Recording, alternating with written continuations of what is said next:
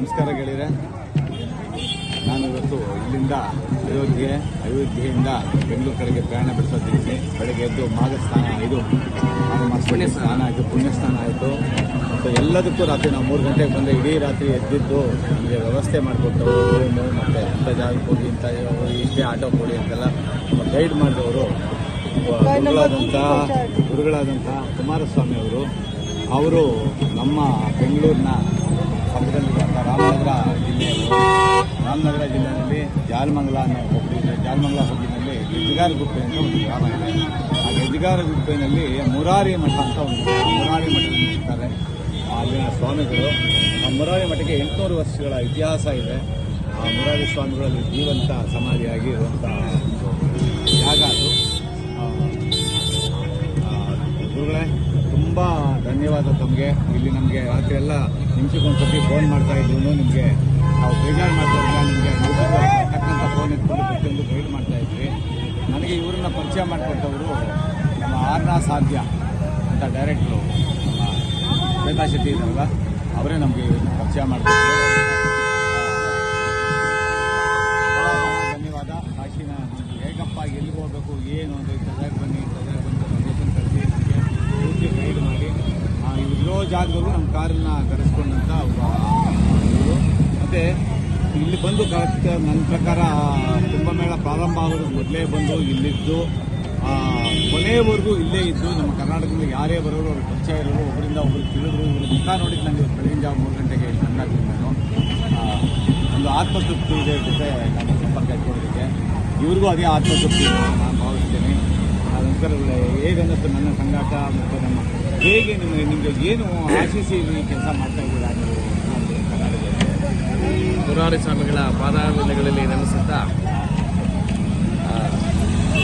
ರಾಮನಗರ ಜಿಲ್ಲೆ ಮಾಗಡಿ ತಾಲೂಕು ಗೆಜ್ಜಿಗಾರಗುಪ್ಪೆ ಗ್ರಾಮದಲ್ಲಿ ಶ್ರೀ ಮುರಾರಿ ಸ್ವಾಮಿಗಳು 800 ವರ್ಷಗಳ ಹಿಂದೆ ಹಿಮಾಲಯದಿಂದ ಬಂದಂಥವರು. 800 ವರ್ಷಗಳ ಹಿಂದೆ ಗೆಜ್ಜಿಗಾರಗುಪ್ಪೆ ಬಂದು ಜೀವಂತ ಸಮಾಧಿಯಾಗಿ 800 ವರ್ಷಗಳ ಹಿಂದೆ ಗೆಜ್ಜಿಗಾರಗುಪ್ಪೆ ಗ್ರಾಮಕ್ಕೆ ಬಂದು ಜೀವಂತ ಸಮಾಧಿಯಾಗಿ ಈಗಲೂ ಕೂಡ ಜೀವಂತವಾಗಿದ್ದಾರೆ ಅಂತೇಳಿ ತುಂಬ ಸಾಕ್ಷಿಗಳಿದೆ. ಸ್ವಾಮಿಗಳು ತುಂಬ ಕಷ್ಟದಲ್ಲಿದ್ದಂಥ ಭಕ್ತರಿಗೆ ಈಗಲೂ ಕೂಡ ಕನಸಲ್ಲಿ ಬಂದು ಫಲಗಳನ್ನು ಕೊಡುವಂಥದ್ದು, ಗೋಚರವಾಗಿ ಮಾತನಾಡುವಂಥದ್ದು, ಸಂತೈಸುವಂಥದ್ದು ಈಗಲೂ ಕೂಡ ನಡೀತಾ ಇದೆ. ಕೆಲವೇ ಮಂದಿಗೆ ಪ್ರತ್ಯಕ್ಷವಾಗಿ ದರ್ಶನ ಕೊಟ್ಟಂಥದ್ದು ಕೂಡ ಇದೆ. ಹಾಗಾಗಿ ಸ್ವಾಮಿಗಳ ಒಂದು ಆದೇಶ ಆಯಿತು, ಸ್ವಾಮಿಗಳದ್ದು ಒಂದು ಆದೇಶ ಆಯಿತು, ನೀನೊಬ್ಬನೇ ಹೋಗೋದು ಬೇಡ, ಒಂದಷ್ಟು ಮಂದಿಗೆ ನೀನು ಅಲ್ಲಿ ಅವಕಾಶ ಮಾಡಿಕೊಡಬೇಕು ಕುಂಭಮೇಳದಲ್ಲಿ.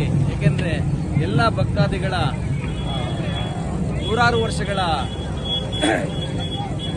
ಜನ್ಮಾಂತರಗಳ ಪಾಪದಿಂದ ಅವರು ಪಾರಾಗಲಿ. ಹಾಗಾಗಿ ನೀನೆಲ್ಲರಿಗೂ ಕೂಡ ದರ್ಶನದ ವ್ಯವಸ್ಥೆಯನ್ನು ಮಾಡಬೇಕು ಅಂತೇಳಿ ಆ ಸ್ವಾಮಿಗಳ ಆದೇಶ ಆಗಿತ್ತು. ಹಾಗಾಗಿ ನಾವು ಕುಂಭಮೇಳಕ್ಕೆ ಮುಂಚೆನೇ 1 ತಿಂಗಳು ಮುಂಚಿತವಾಗಿ ಇಲ್ಲಿ ಬಂದ್ವಿ. 1 ತಿಂಗಳು ಜಾಸ್ತಿ ಆಯಿತು ಬಂದಿಲ್ಲಿಗೆ. ಇಲ್ಲಿ ಬಂದ ನಂತರ ಹಲವಾರು ಜನ ನಮ್ಮ ಮಠದ ಭಕ್ತಾದಿಗಳು ಇದ್ರಲ್ಲಿ ಎಷ್ಟೋ ಜನ ಪರಿಚಯ ಇಲ್ಲದೆ ಇರೋರು ಬಂತು. ಇತ್ತೀಚೆಗೆ ಸುಮಾರು 1200 ಜನದ ಮೇಲಾಗಿದೆ ದರ್ಶನ ಮಾಡ್ತಿರುವಂಥದ್ದು. ಈಗ 3 ದಿನದಿಂದ 400-500 ಆಗಿತ್ತು. ಈಗ ಇತ್ತೀಚೆಗೆ 3 ದಿನದಿಂದ ತುಂಬ ಜನಗಳು ಬರ್ತಾ ಇದ್ದಾರೆ, ಸಿಕ್ಕಾಪಟ್ಟೆ ಬರ್ತಾ ಇದ್ದಾರೆ.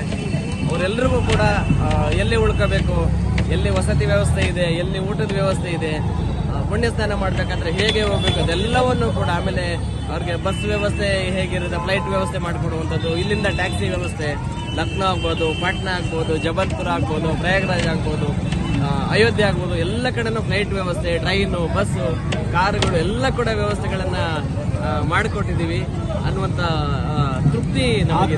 ಆತ್ಮತೃಪ್ತಿ ನಮಗಿದೆ. ಹಾಗಾಗಿ ಯಾಕೆಂದರೆ ಸ್ವಾಮಿಗಳ ಆದೇಶ ಅದು, ನೀನು ಎಷ್ಟು ಜನ ಬಂದರೂ ಕೂಡ ನೀನು ಅವ್ರಿಗೆ ಗೈಡ್ ಮಾಡಬೇಕು ಅನ್ನುವಂಥದ್ದು. ಯಾಕೆಂದರೆ ಅವರ ಜೀವನ ಸಾರ್ಥಕಗೊಳಿಸ್ಕೋಬೇಕು ಅನ್ನುವಂಥದ್ದು ಅವ್ರದ್ದು ಆದೇಶ ಆಗಿತ್ತು. ಯಾಕೆಂದರೆ ಅವ್ರ ಆದೇಶ ಪಾಲನೆ ಮಾಡ್ತಾ ಇದ್ದೀನಿ. ಇನ್ನೂ ಎಷ್ಟು ಜನ ಬಂದರೂ ಕೂಡ ಯಾವುದೂ ಕೂಡ, ಯಾಕೆಂದರೆ ನಾವು ಸುಮಾರು ನಿದ್ರೆ ಮಾಡಿ 1.5 ತಿಂಗಳಾಗಿದೆ. 1.5 ತಿಂಗಳಾಗಿದೆ ನಿದ್ರೆ ಮಾಡೋದು. ಯಾರೇ ಬಂದರೂ ಎಷ್ಟೊತ್ತಲ್ಲಿ ಬಂದರೂ ಕೂಡ ಅವ್ರಿಗೆ ನಾವು ಗೈಡ್ ಮಾಡ್ತಾ ಇದ್ದೀವಿ. ಹಾಗಾಗಿ ಮುರಾರಿ ಸ್ವಾಮಿಗಳು ಎಲ್ಲರನ್ನೂ ಕೂಡ ಅನುಗ್ರಹಿಸಲಿ ಅಂತೇಳಿ ನಾನು ಗೆಜ್ಜಿಗಾರಗುಪ್ಪೆ ಗ್ರಾಮಕ್ಕೆ ಮೊದಲು ಹೋಗಿದ್ದೀನಿ. ಈ ಮಠದ ಬಗ್ಗೆ ತಿಳಿದಿಲ್ಲ. ಆದಷ್ಟು ಬೇಗ ತಮ್ಮ ಮಠಕ್ಕೆ ಬರ್ತೀನಿ. ಹಾಗೆ ತಮ್ಮ ಫೋನ್ ಮಾಡ್ಕೊಂಡು ಬರ್ತೀನಿ. ನಂಬರ್ ತಮ್ಮ ಹತ್ರ ಇದೆ. ರಾತ್ರಿಯಿಂದ ನೆನ್ನೆ ಮಧ್ಯಾಹ್ನ ತುಂಬ ತೊಂದರೆ ಕೊಡ್ತೀನಿ. ನಿಮಿಷಕ್ಕೊಂದ್ಸತಿ ಫೋನ್ ಮಾಡಿಕೊಂಡು. ನಮಸ್ಕಾರ. ಹಾಗೆ